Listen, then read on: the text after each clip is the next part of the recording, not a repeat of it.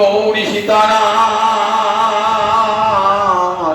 প্রেমানন্দে একবারে হরি হরি বল নিতাই গৌরী সীতারাম প্রেমানন্দে একবার হরি হরি বল নিতাই গৌরী সীতারাম প্রেমানন্দে একবার হরি হরি বল।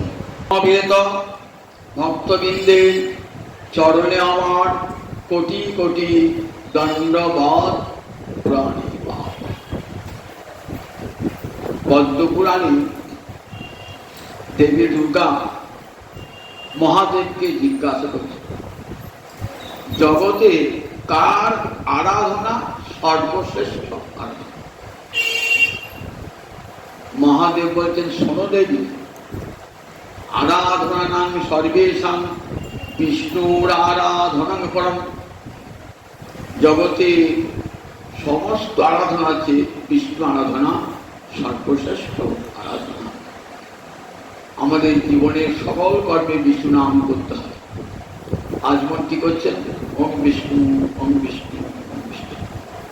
শেষ হচ্ছে মাঝে বিষ্ণু নাম, আবার শেষে বিষ্ণুর নাম।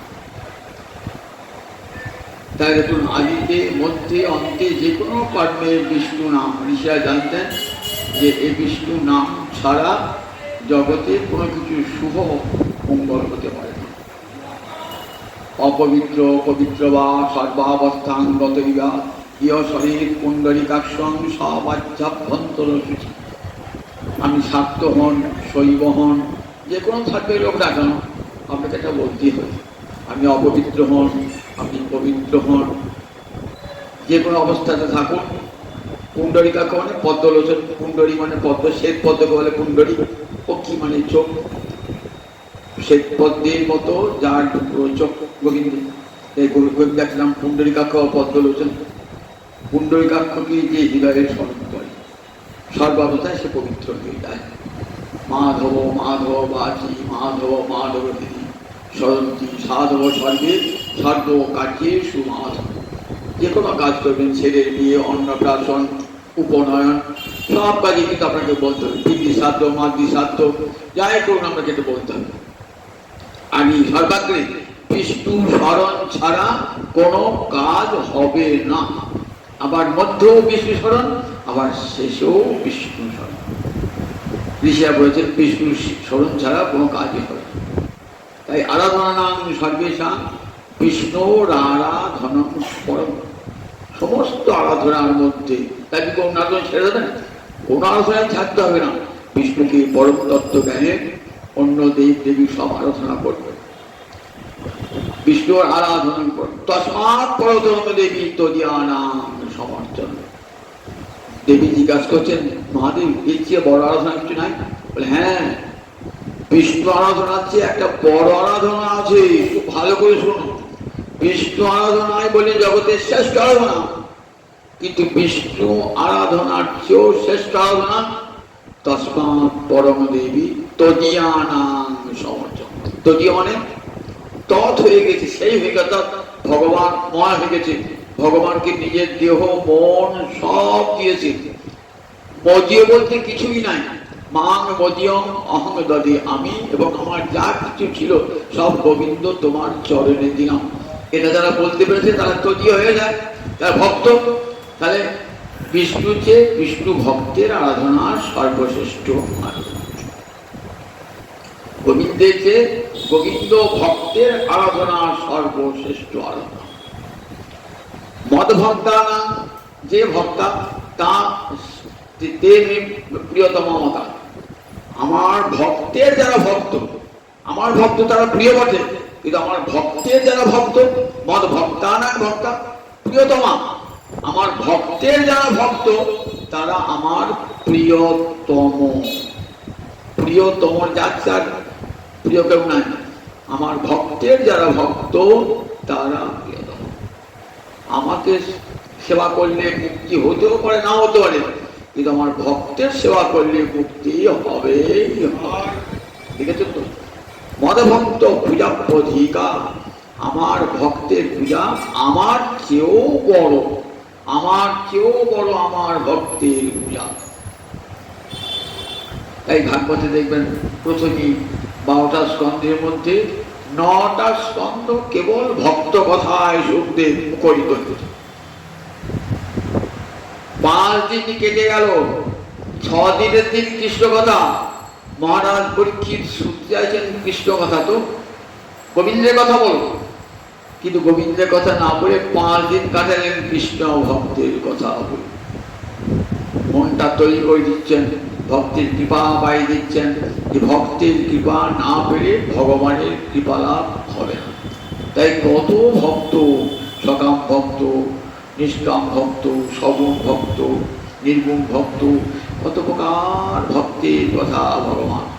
সকাম, অকাম, নিষ্কাম, মোক্ষকামী, কত প্রকার ভক্তের কথা ভগবান সুখদেব বলে গেলেন মহারাজ পরীক্ষিত। অর্থাৎ সব ভক্তের আশীর্বাদ পায়। যদি গোবিন্দ মন্দিরে যেতে চান তাহলে কি চাই? গোবিন্দের দ্বারা যে বই আছে না, দেখবেন যে তোমার মাথায় ভক্তের পদধূলি আছে, তো তবেই তুমি ঢুকতে পাবে। যদি ভক্তের পদধূলি না থাকে তাহলে ঢুকতে পাবে না। ওইটি অনুমতিপত্র, ভক্তের চরণধূলি মাথায় নিয়েছি, এইবার আমি গোবিন্দ মন্দিরে প্রবেশের ছাড়পত্র পেয়ে গেছি।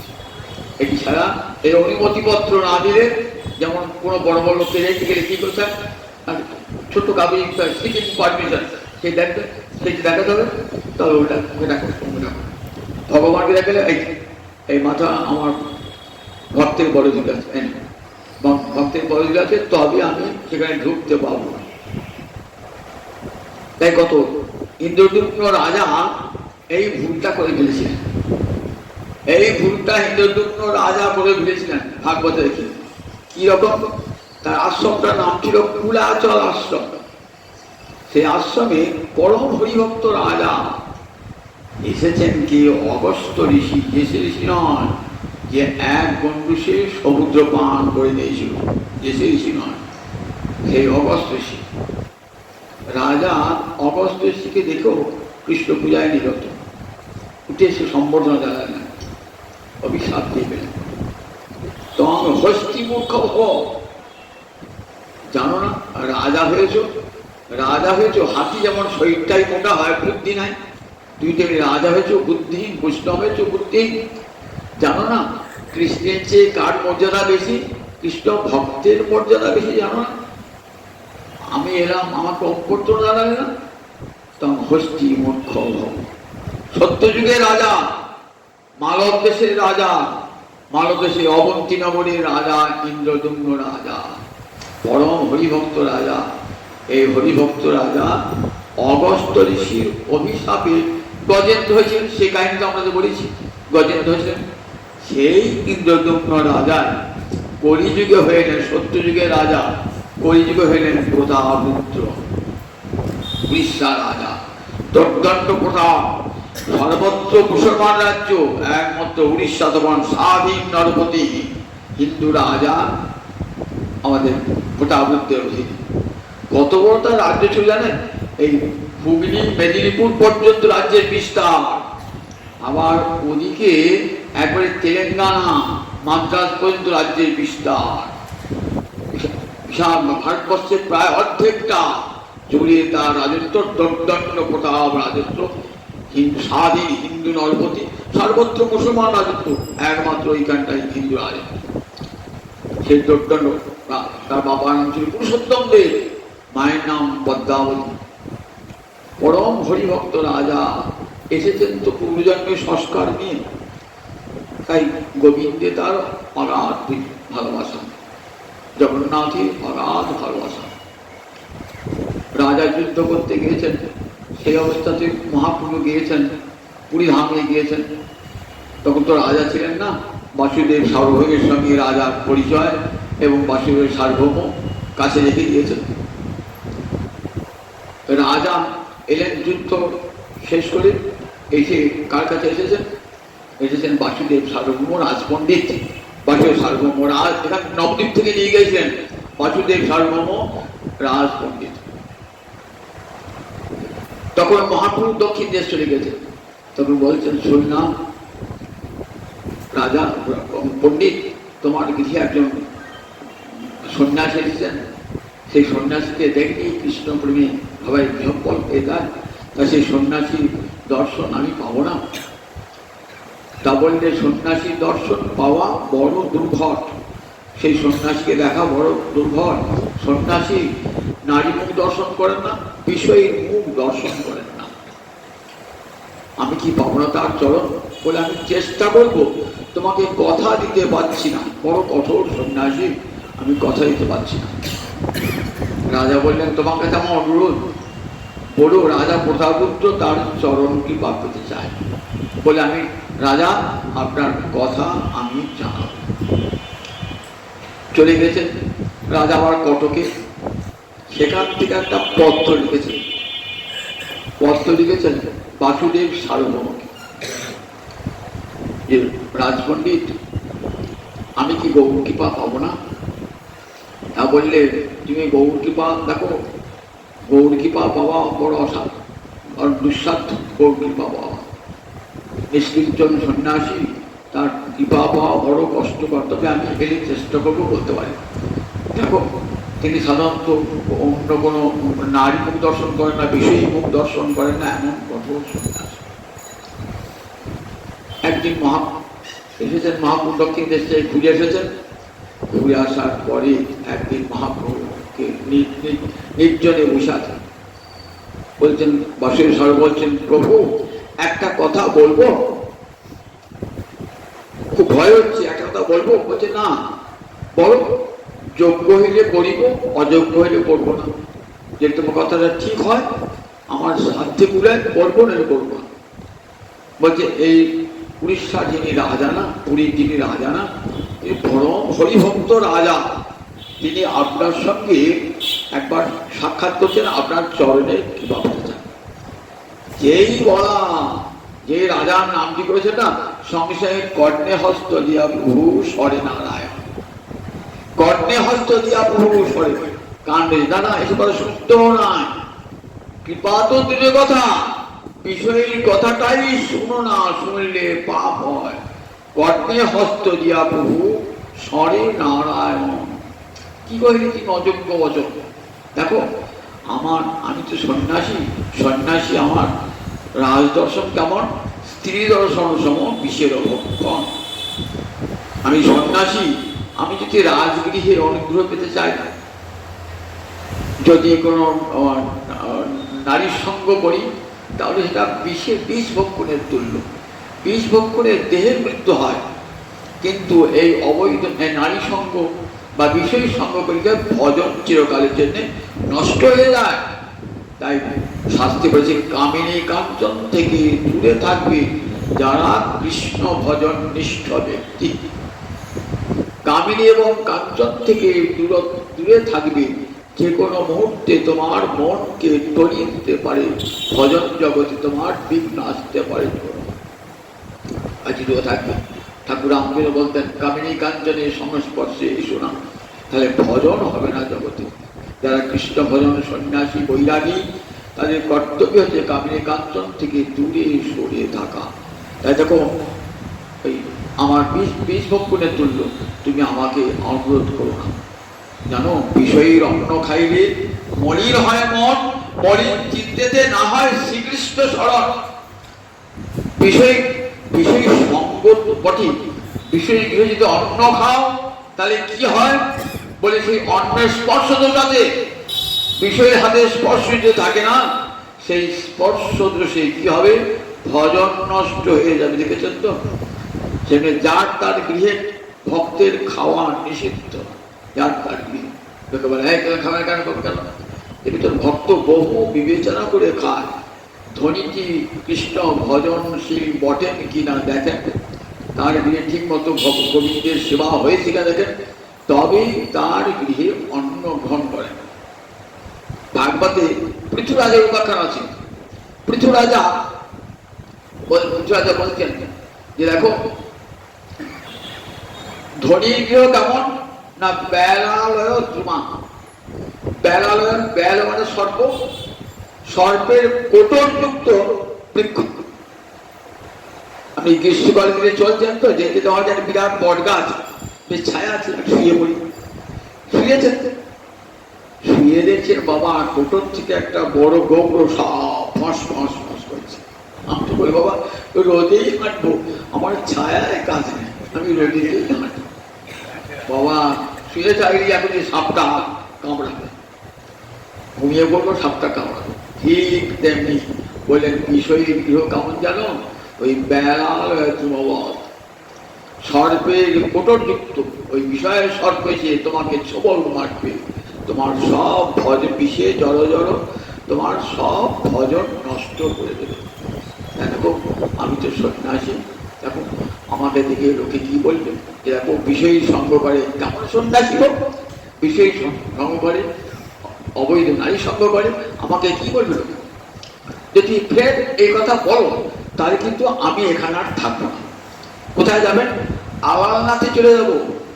আওয়ালনাথে এখানে থাকবো না, আমার যদি পুনরায় অনুরোধ করো। আবার দ্বিতীয় পত্র লিখেছেন কটক থেকে, লিখেছেন কেমন জন্ম জন্মের ভক্ত তো রাজা হলে কি হবে? সব বলছেন নামটা রাজা বটে, কিন্তু রাজা হলে কি পরম হরিভক্ত। তা বলছে দেখো ওই এক রাজা নামটাই কাঠ, জানতো কাঠের সাপ দেখলে পারে কি হয়, আপনাকে দংশন করবে না, কিন্তু আকারটা দেখলেই ভয় লাগে। একটা কাঠে যদি গোপ সাপ করে আসেন রাত্রিবেলা দেখি বাবা সাপ বলে পালিয়ে আসবে। বলে ঠিক তেমনি ওই রাজা নামটা কাল সর্পাকার, রাজা নামটাই কাল। আবার দ্বিতীয় পত্র লিখেছেন, বলেছিলেন পণ্ডিত, বললেন অনেক অনুরোধ করলাম কিন্তু তিনি কিছুতেই রাজি হচ্ছেন না। বলছেন রাজি হচ্ছেন না, তার প্রতিজ্ঞা না করিব রাজদর্শন।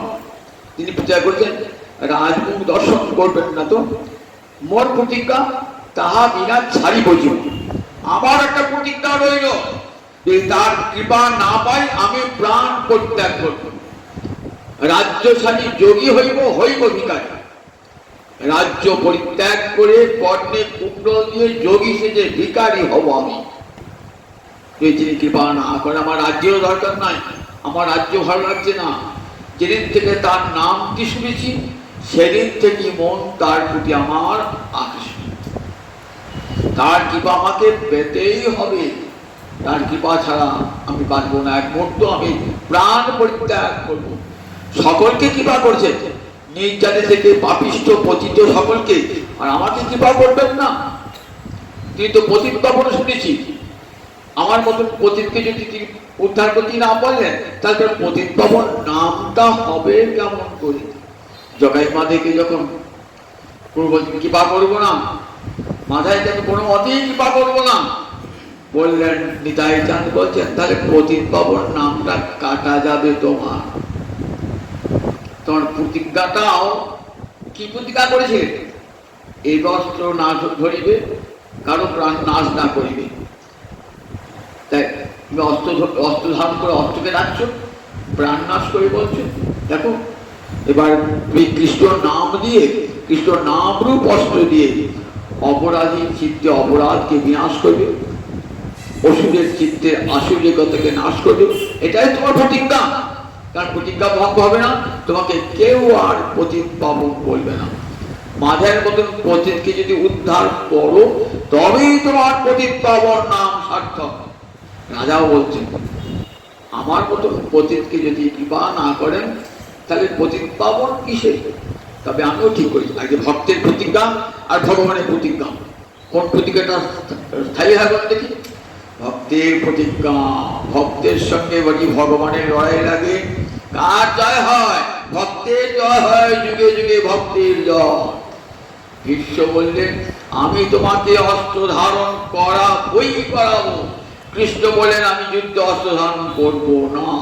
দেখি কার প্রতিজ্ঞাটা থেকে, কার প্রতিজ্ঞা টিকল? কৃষ্ণের প্রতিজ্ঞা ভঙ্গ হয়ে গেল, ভীষ্মের প্রতিজ্ঞাটাই সত্য হলো। রথের দিনে প্রথম দিনে কি রথের চাকা ভেঙে গিয়েছে, চাকার মধ্যে সুদর্শন চক্রের শক্তি সঞ্চয় করে ভীষ্মের দিকে তেড়ে গেছে।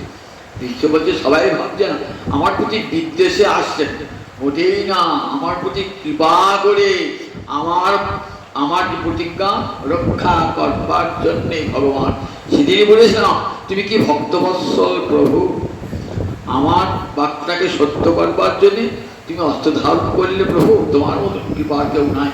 চোখে জল দিচ্ছে। তাই রাজার প্রতিজ্ঞা, আমি তাকে দর্শন না করি প্রাণ পরিত্যাগ করি। দ্বিতীয় পত্রটি নিয়ে এইবার গেলেন নিতাই চাঁদের কাছে।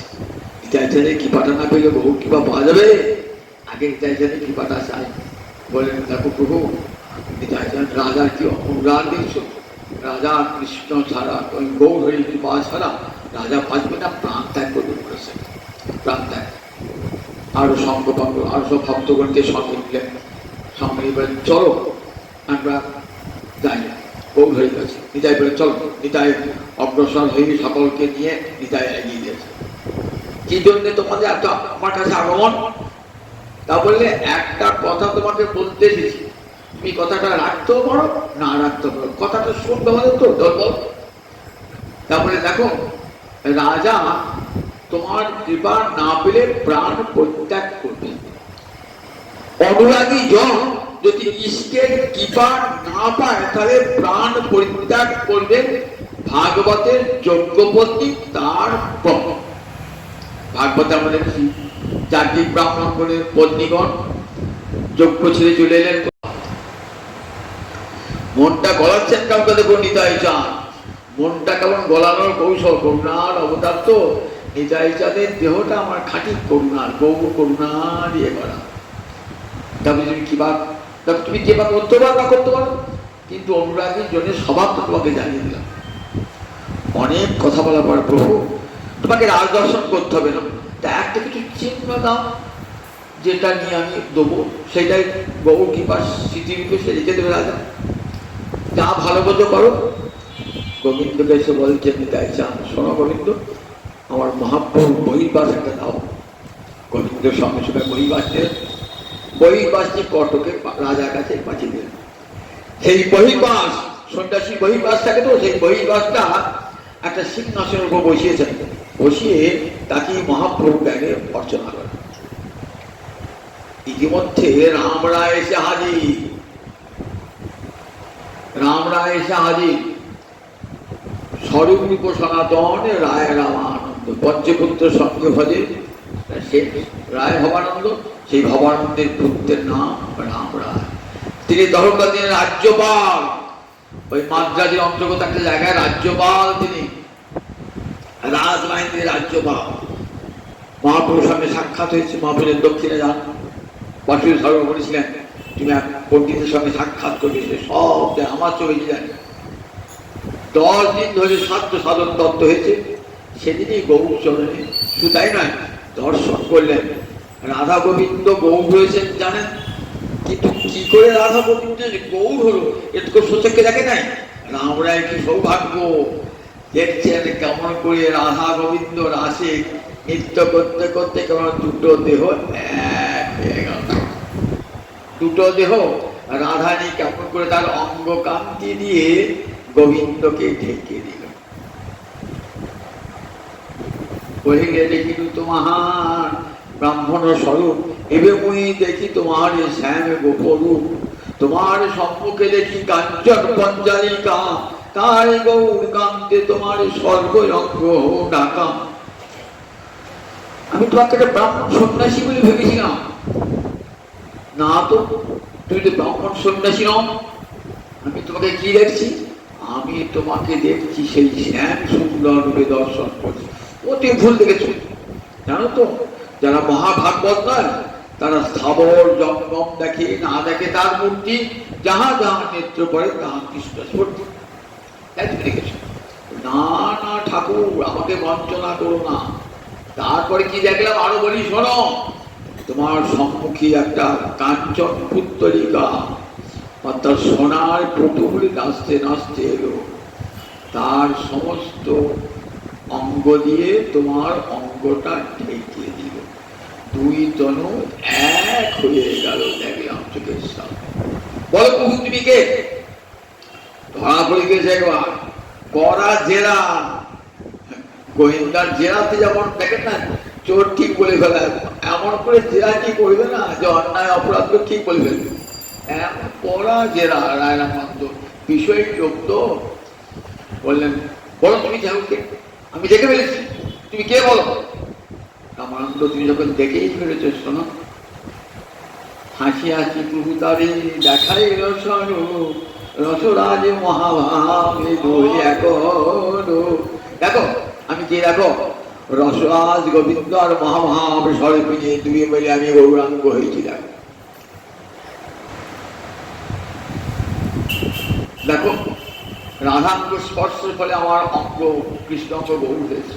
আর রাধাঙ্গে স্পর্শ করতে পারে কে? একমাত্র কৃষ্ণ ছাড়া রাধাই অঙ্গ কেউ স্পর্শ।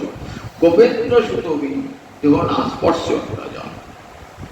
আমার গৌর বরণ দেখছো, রাধা রানীর অঙ্গের বয়সে আমার কালো বরণটা গৌর বরণ হয়েছে। রাধানী অঙ্গ পরশ কে করতে পারে?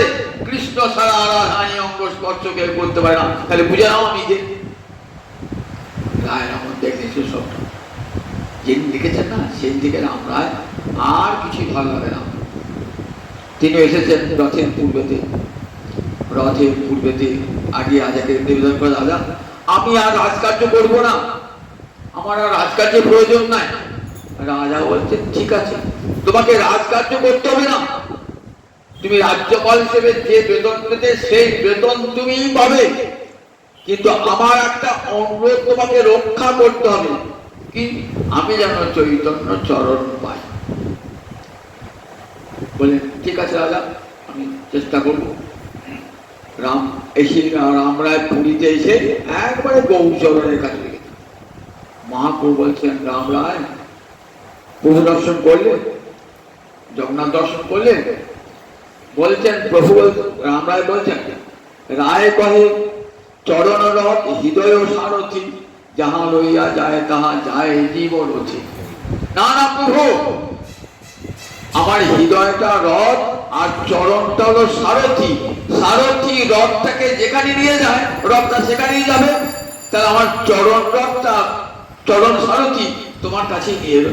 মহাপ্রভু চুপ করে যাও, সমুদ্রে স্নান করে জগন্নাথ দর্শন করে নিজের গৃহে আত্মশ্রদ্ধা করে এসো। তাই করে আবার পরের দিন এসছেন প্রভু, বলছেন দেখো প্রভু, আমাদের রাজার যেমন এত ভালোবাসা না, এই ভালোবাসা আমার নয়, জানো রাজা তোমাকে কি ভালোবাসে। মহাপ্রভু দেখো তোমার সঙ্গ যারা পেয়েছে না তারাই কৃষ্ণ ভালোবাসে, তোমার সঙ্গ পেয়েছেন তো রাজা, তাই তোমাকে ভালোবাসে, তাই গোবিন্দ ভালোবাসেন। নানা রাজা নানা শুনুন প্রভু, রাজা পরম কৃষ্ণ ভক্ত রাজা, একবার প্রতাপবুদ্ধি দেখাও চরণ, একবার দেখাবে না? তোমার চরণটা একবার প্রতাপবুদ্ধিকে দেখাবে না?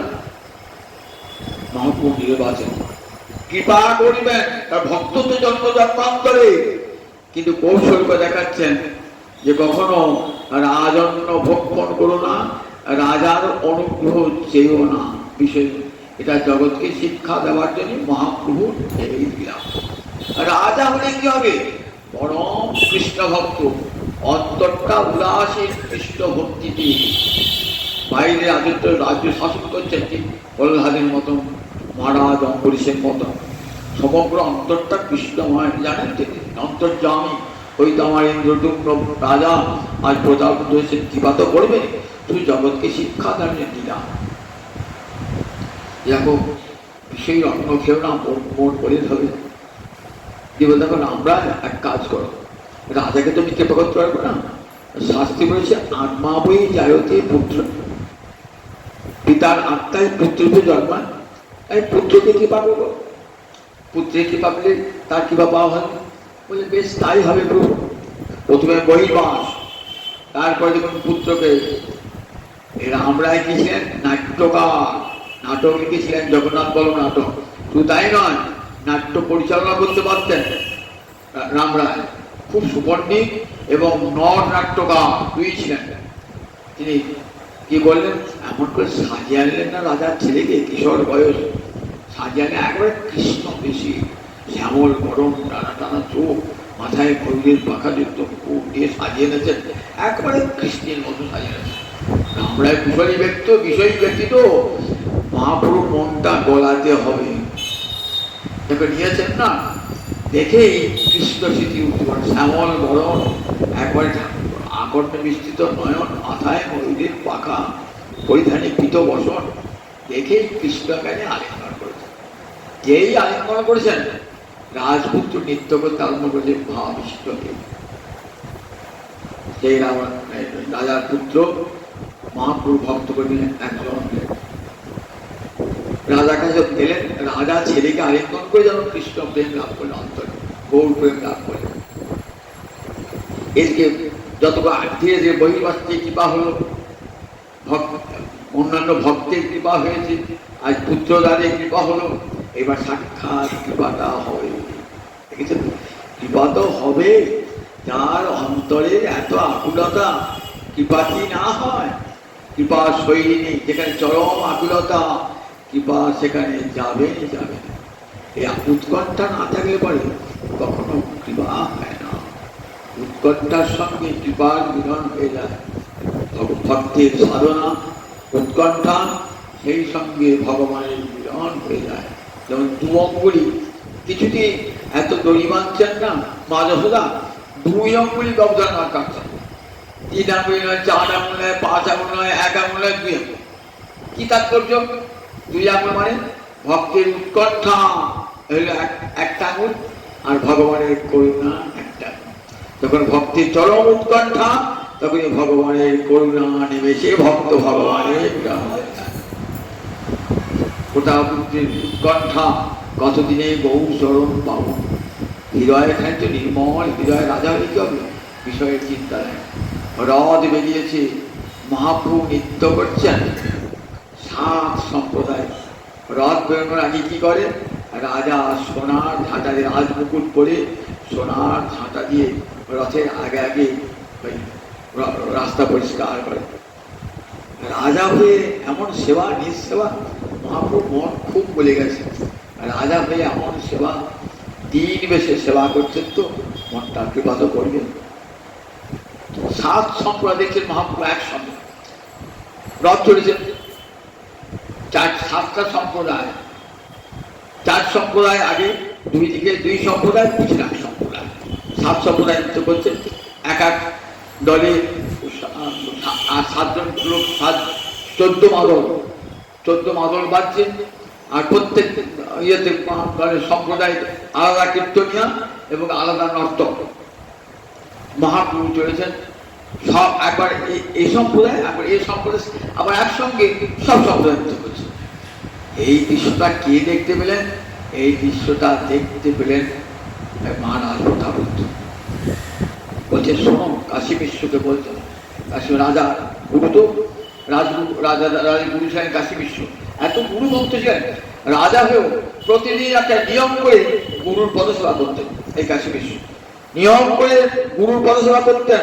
রাজা হয়েও পুজোর দিকে একবার ঠিক সময় এসে কাশী বিশ্ব গুরুদেব তার জনসেবা করতেন। বলছেন, আমি দেখলাম মহাপ্রভু অপূর্ব লীলা, কি লীলা দর্শন করলেন? বললেন, একসঙ্গে 7টা সম্প্রদায়ের ভোগ নৃত্য করছে।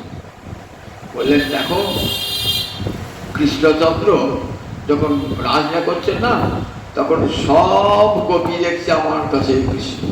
সব কবি, সবাই, সমস্ত কবি দেখছেন আমার কৃষ্ণ, আবার রাধারীর কাছেও কৃষ্ণ রয়েছে। এমন নৃত্যের কৌশল সবাই দেখছেন। 7 জন তো দূরের কথা, 100 কোটি হলেও এক দেখতে হবে। তোমার ভাগ্যের সীমা নাই, তুমি দর্শন করেছো গৌর হইকে, তোমার কৃপা হয়েছে, এবার তোমার কৃপা হয়। পাশে সর্ব করেছেন, রথের দিন তোমার কৃপা হবে। রথের দিন আমি তোমার কথা দিলাম, রথের দিন কৃপা হবে। রথ চলেছেন, অতি দূরে দূরে চলেছেন। একবার অঙ্গস্পর্শ হয়েছে রাজা। রাজা ছি বিষয় অঙ্গস্পর্শ হলো আমার, ভয়ে শুনেছে রাজা, আবার বিশেষ স্পর্শ হয়েছে। এটা শুধু লোক দেখানো, বলবার জন্য। কৃপা তো করিয়াছে আগে থেকে। এমন শুদ্ধ পবিত্র মানুষ, যার হৃদয়ে কৃষ্ণ ভক্তি আর কিছুই নাই, তাকে স্পর্শ করবেন না, জগৎকে শিক্ষা দান করবার জন্য। এইবার নৃত্য করতে করতে আসছেন কোথায়? বলবন্ডী স্থান। বলবন্ডী স্থানে সে কাল রাত্রে কিন্তু বলবন্ডী থেকে গুড়িচাপল্লী যাবেন, দুপুর রাতে এসে বলবন্ডী স্থানে বিশ্রাম করছে। ওইখানে একটা মাসি আছে, ওখানে মাসি জগন্নাথ অর্থাৎ ইন্দ্রদুরা একটা মহিষী, অনেক মহিষী তন্ত্র দিয়ে থাকতেন। তো ওই মাসির বাড়িতে, ওখানে কেউ একটা ভোগ হবে, ও সে ভোগ খেয়ে আবার জগন্নাথের রথ চলবে, তারপর গুন্ডিচায় আসবে। ওখানে রাজা সমস্ত যারা বিশ্রাম নিচ্ছেন, গাছের ছায়া আছে, উপবন একটা ছায়া, বিশ্রাম সবাই ভক্তগণ একা একটা গাছের তলায় বসেছেন। মহাপ্রভু একটা গাছের তলায় সত্যি শুয়ে আছেন, আর চরণ দুটি নড়ছে, বলছেন সার্বভৌমকে, জানো এই চরণ দুটি কি বলছে জানো? মহাপ্রভুর বদন নিষ্ঠুর হতে পারে, কিন্তু চরণে বড় করুণা, আমার চরণ ডাকছে, এসো এসো রাজা তোমাকে কি পা করবে, ডাকছেন। গোপী গীত গাইতে গাইতে যাচ্ছে, তব কথা তত্ত্ব জীবনাম কবি বিনীতম কর্মসাপহম শ্রবণ মঙ্গলম শ্রীমদাততম ভূমি কিনন্তি যে মুরিদা জনা। গোপীরা কাঁদতে কাঁদতে কৃষ্ণ দর্শনে বলছেন, এই গোপীগণ গোবিন্দ, তব কথা অমৃতম তত্ত্ব জীবন, তোমার কথা তো কথা নয়, অমৃত, এবং তাপিত জনকে জীবন দান করে, সংসার জ্বালায় যারা উত্তপ্ত তাকে জীবন দান করে। জগতের ব্রহ্মাদি দেবগণ কবিরা তোমার কথার প্রশংসা করিতেছেন, কবি বিনীত কল্পসাপহম, সেই কথা যার কানে ঢুকে তার সমস্ত কলমস, সমস্ত পাপ নশ হয়ে যায়। শ্রবণ মঙ্গলম, শুনলেই মঙ্গল হয়ে যায়। আর কোন কথা শুনলে মঙ্গল হয়? কৃষ্ণ কথা শুনলেই মঙ্গল হয়ে যায়। শ্রবণ মঙ্গলম, শ্রীমৎ, যেখানে শ্রীমানের লক্ষ্মী, যেখানে কৃষ্ণ কথা সেখানে লক্ষ্মী সহসায় বিরাজমান, যেখানে কৃষ্ণ কথা সেখানে লক্ষ্মী বিরাজমান, তার প্রিয়তমের কথা সংবাদ সেখানে আছে। আততম, খুবই আততম, পৃথিবীতে ছড়িয়ে আছে। কারা ছড়িয়ে রেখেছে? বলে সুখ, ব্যাস, নারদ, প্রহ্লাদ, পৃথিবীতে এই কৃষ্ণ কথা খুবই আততম ছড়িয়ে গেছে। যারা এই কথা জগৎকে দান করে বিরাজনা, তাদের মতো দাতা আর কেউ নাই। টাকা পয়সা দিতে পারে, অনেকে ধন দণ্ড দিতে পারে, কিন্তু কৃষ্ণ কথা দান সর্বশ্রেষ্ঠ দান। তাই জগতে যারা কৃষ্ণ কথা শোনায় তাদের মতন দাদা জগতে আর কেউ নাই। ব্যাস, বাল্মীকি, সুখ, যারা জগৎকে কৃষ্ণ কথা শুনেছেন তারা পরিণাম। এই কথা কীর্তন করতে করতে তিনি বেসে যাচ্ছেন, নিপতি নৈপুণ্যে করে পদ সম্বহন, আর মহাপ্রভুর চরণটি দিচ্ছে আস্তে আস্তে আস্তে। আর এই ভাগবতের গতি গীতি গাইছেন। এই তুমি অসুবিধে শোনাও, আমার লীলামৃতি শোনালে আমাকে, হ্যাঁ বলছে আমার লীলামৃত কে তুমি আমাকে শ্রবণ করালে? ওই দেখো তুমি আমাকে অনেক দিলে, তুমি ওরে দিলে অমূল্য রতন, মোর কিছু দিতে নাহি তিনও আলেন। দেখো তুমি এত দিয়েছো, বিনিময়ে আমার তো কিছু দেওয়া উচিত। আমার তো কেবল নিঃস্ব ভোগ, আমি সন্ন্যাসী, আমার তো কিছু দেবার নাই, আমি তোমাকে জড়িয়ে পাই দিয়েছি। কি তোমার বাচ্চা বলো? বলে আমি তোমার কেন দাসের অনুদাস হতে পারি, দাসের অনুদাস হতে পারি। দেখালেন সরফুল মূর্তি দর্শন করলেন, গৌরহরি কৃপা প্রাপ্ত হলেন, গোটা পুত্র গৌরহরি কৃপা পেলেন। রথের দিনে গৌরহরি কৃপা লাভ করে গোটা পুত্র সারাটি জীবন গৌর চিন্তা ছাড়া কোনো অন্য চিন্তা ছিল না, গৌর চিন্তা ছাড়া আর অন্য কোনো চিন্তা ছিল না। এমন রাজা না, গৌর সর্বস্ব তাহার, গৌর সর্বস্ব।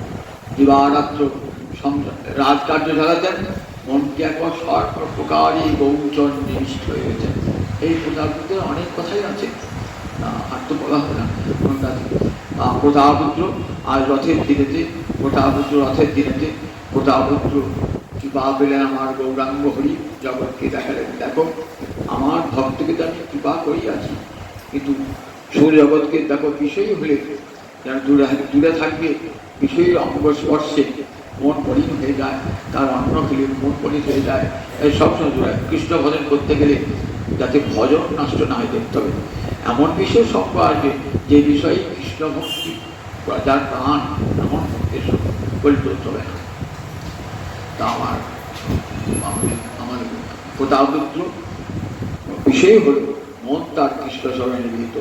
সংসার কোথায় করছেন, ঠিক প্রহ্লাদের মতো, মহারাজ যুধিষ্ঠিরের মতো, এরা তো বিষয় ছিলেন, মন ছিল কৃষ্ণ চরণে। গোবিন্দ কৃপা করেন না, গোবিন্দ কৃপা করেছেন সুখদেব কি করে কৃপা করলেন মহারাজ প্রতাপরুদ্রকে, সেই প্রতাপরুদ্রের জয় হোক, জয় হোক, জয় জয় জয় জয় জয়।